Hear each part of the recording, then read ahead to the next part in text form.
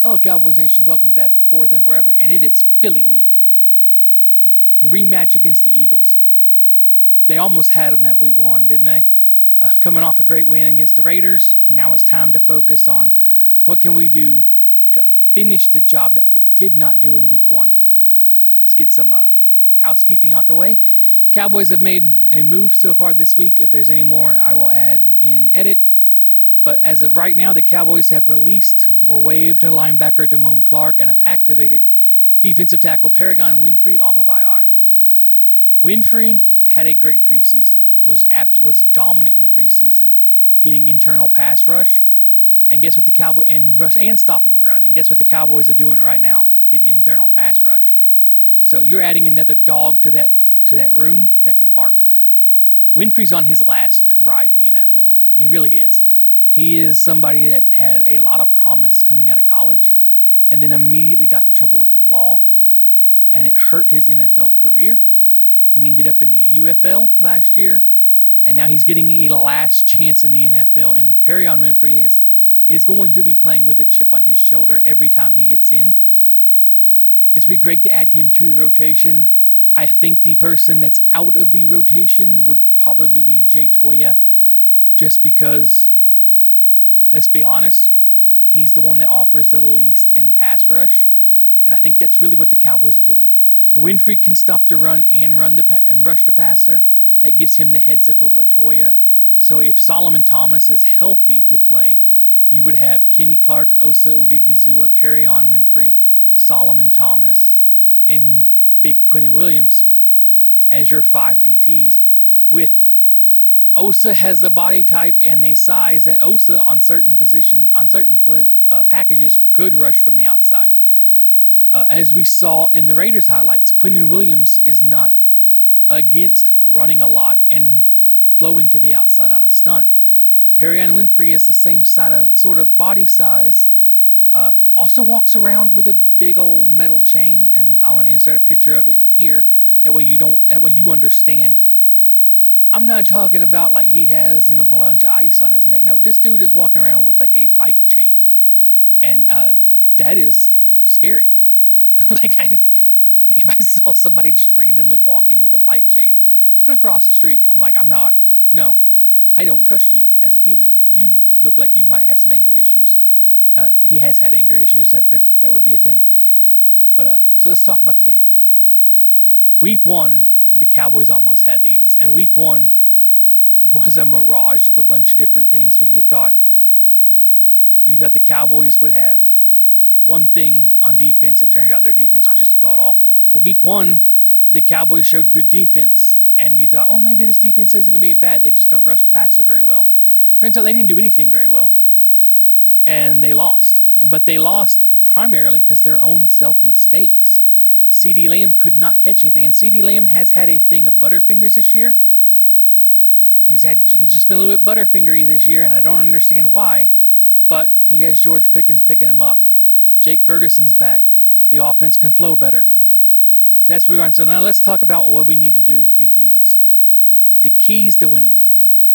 The Cowboys will win this game if the O-line plays controlled.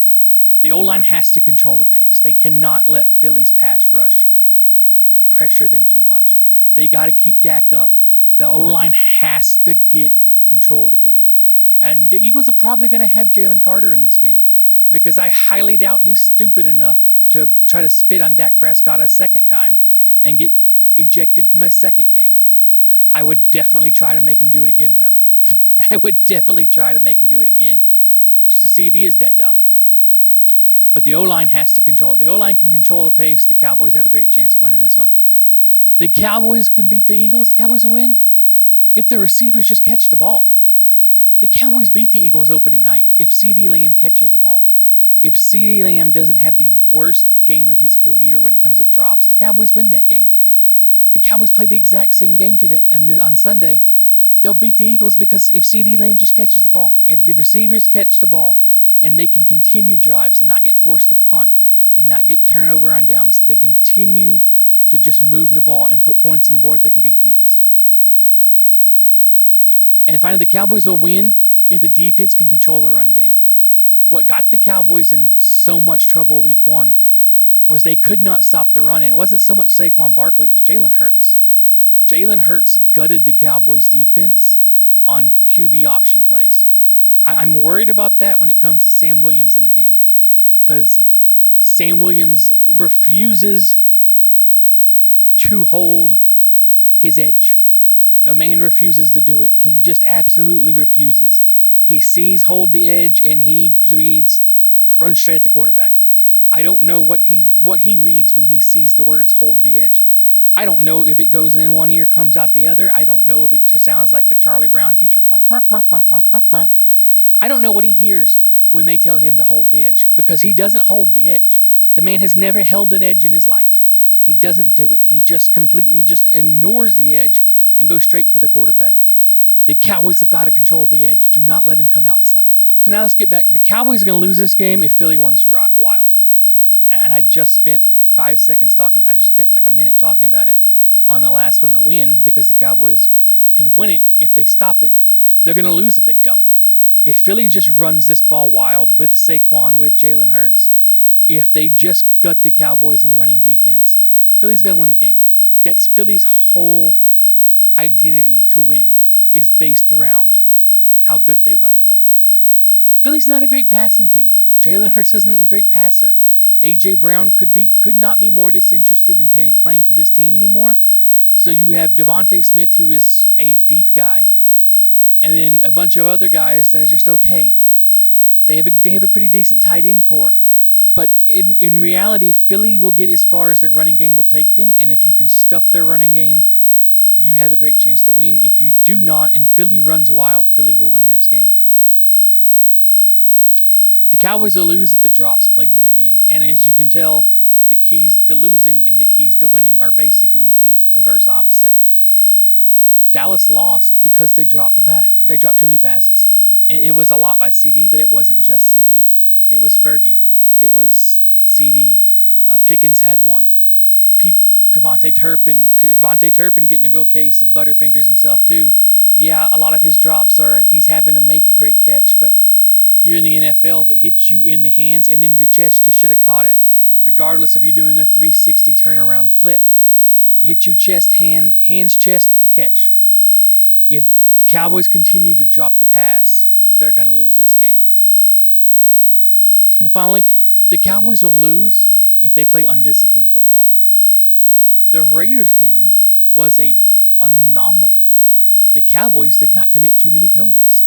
They didn't beat themselves on special teams. They just played discipline. You had the unsportsmanlike conduct penalty with George Pickens jumping on the goalpost. And you know what? I will take 15-yard unsportsmanlike conduct penalties after a touchdown every time. You give me touchdowns, you can get as many unsportsmanlike conduct penalties as you want. Celebrate a touchdown. I do not care. Score touchdown, you can go get your celebration penalty. But if you commit too many holding penalties, and back it up. You give up, you get a stop on third down. Defensive holding. It was offsides. It was a pass interference. If you bail the other team out by playing undisciplined, you're going to lose. Philly played undisciplined. Jalen Carter was undisciplined, got himself ejected before the first play of the game. You have to be disciplined. If you play undisciplined, you hurt your team. If the Cowboys play undisciplined football, they're going to lose. If they play disciplined, they will give them a chance to win. That is the breakdown. This doesn't have to be a long thing, because we've seen it. We know it. We know what they have to do. They know what they have to do. For the Cowboys to make a run, they have to win this game. You're looking at the Cowboys the rest of the season, they may have 2 losses in them. But those losses kind of need to be to AFC teams. They need those tiebreakers in the NFC, because the NFC is starting to kind of clamp together, guys.